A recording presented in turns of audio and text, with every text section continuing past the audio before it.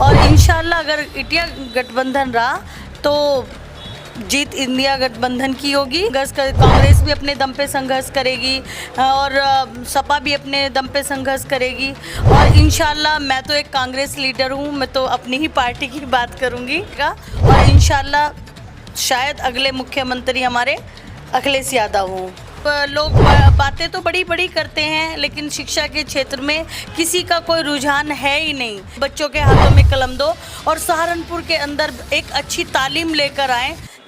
आज हम ऐसी शख्सियत के सामने मौजूद हैं जो बड़े ही संघर्षों के बाद अपने एक इस लेवल पर पहुंची हैं और एक महिला होते हुए, खासकर देखा जाए मुस्लिम समाज में महिलाओं को इतना आगे बढ़ने का अवसर नहीं मिलता, लेकिन डॉक्टर यास्मीन जी हमारे साथ मौजूद हैं। उन्होंने अपनी ज़िंदगी का जो संघर्ष है और कांग्रेस की एक अच्छी नेता के रूप में जानी जाती हैं, हमारे साथ मौजूद हैं। बहुत बहुत पहले डॉक्टर साहब आपका समाचार दर्शन में बहुत बहुत स्वागत। आपका भी बहुत बहुत शुक्रिया कि आप यहाँ तक आए हैं और बहुत बड़ी शुक्रगुजार हूँ कि आप मेरे विचार जानने आए हैं।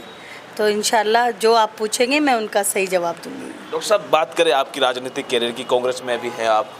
यहाँ देखा जाए तो सहारनपुर की बात करें, यहाँ पे एक माहौल बना हुआ है कांग्रेस और समाजवादी के बीच में, राजनीतिक बात करते हैं तो ये क्या मसला है, कैसे देखते हैं आप इसको कि गठबंधन कैसा है आने वाले लोकसभा विधानसभा चुनाव सन 2027 में?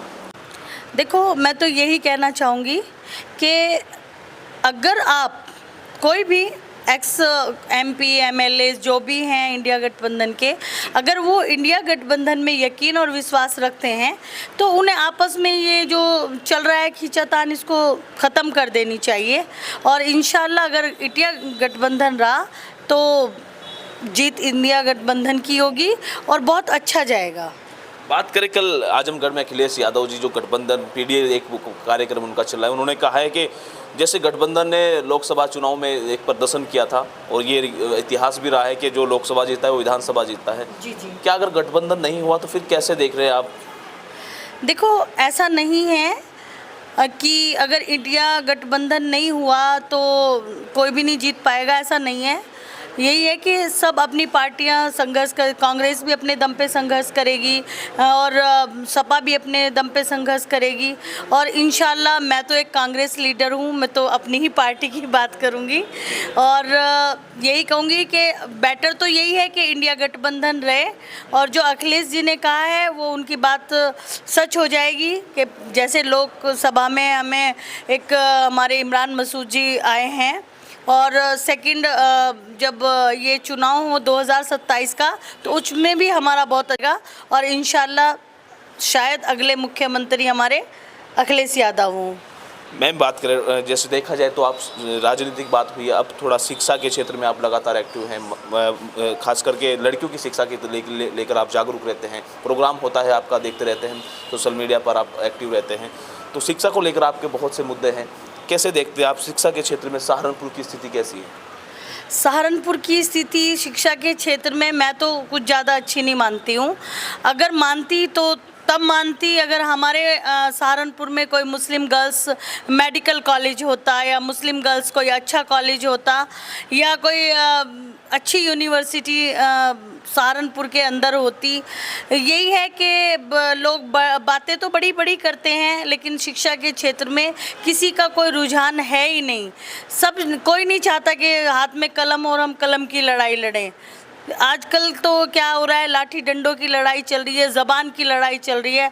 तो मैं तो चाहूँगी कि अगर इधर से आपका ध्यान भटक जाए तो थोड़ा शिक्षा की तरफ आ जाए, लोगों के हाथों में कलम दो, बच्चों के हाथों में कलम दो और सहारनपुर के अंदर एक अच्छी तालीम लेकर आएँ जिससे हमारी बेटियां का जो कल हो वो बेहतर बने। साथ में ये कहूँगी कि अगर सहारनपुर में शिक्षा का सिस्टम सही होता तो हमारे बच्चे बाहर नहीं जाते, हमारे बच्चे सहारनपुर में ही रहकर अच्छे बनते और बाहर के बच्चे सहारनपुर में आकर पढ़ते, तब सहारनपुर का एक नाम होता। मैम, आपने ये शिक्षा के क्षेत्र में बात बताई, अपनी राजनीतिक करियर के बारे में कैसा है? आने वाले चुनाव हैं, कैसे देख रहे हैं? कहीं तैयारी है किसी सीट से, कैसे देख रहे हैं? इंशाल्लाह ये तो मैं नहीं बताऊंगी मेरी तैयारी किस सीट से है, वो भी आपको जल्दी घोषणा हो जाएगी, लेकिन अभी ये बताऊंगी हाँ मेरी तैयारी पूरी है और इंशाल्लाह 2027 विधानसभा ज़रूर लड़ेंगे। देखिए, बड़ी बात ये सामने निकल कर आई है, तैयारी में है, क्योंकि तैयारी में है समझदारी और लगातार एक्टिव है, लगातार कार्य कर रही हैं। मैं बात करें सहारनपुर की, जीआई सर्वे लागू किया गया, जिस तरीके से कहा गया कि इसमें आंदोलन हुए, और पक्ष का कहना है, विपक्ष का कहना है कि ये एक काला कानून है, जबकि पक्ष का बीजेपी का कहना है, जो बड़े नेता हैं उनसे हमारी बात, उनका कहना है कि ये जनता के फ़ायदे के लिए है। तो देखते हैं। देखो, मैं तो इस कानून के बारे में यही कहूँगी कि ये कानून गरीबों को पीसेगा, और मैं नहीं चाहती कि गरीब पीसें। तो जो ये इस तरह के कानून हैं वो ख़त्म होने चाहिए। जो गरीब लोग हैं उनके हित में काम होना चाहिए। गरीब लोगों को तो कोई भी नहीं देखता, ये बड़े बड़े मुद्दे उठाकर ले आते हैं, ध्यान भटका देते हैं।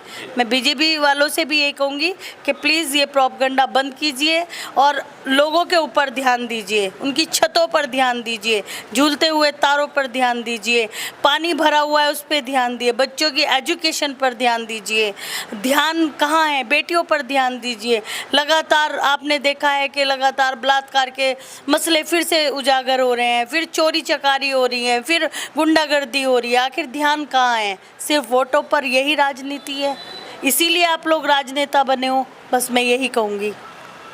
राजनीतिक मुद्दे की बात करें ये भी बताया, सामाजिक मुद्दे की बात करें ये भी बताया, शिक्षा के क्षेत्र में क्या काम होना चाहिए, कैसे होना चाहिए था, ये सब बातें बताई। डॉक्टर यास्मीन राव जी हमारे साथ मौजूद थी और लगातार वो तैयारियों में हैं। ये एक संदेश जो दिया है, तैयारियों में है आने वाले विधानसभा चुनाव सन 2027 के लिए। अब क्या समीकरण रहेगा ये देखने वाली बात होगी। देखते रहिए हमारे साथ समाचार दर्शन।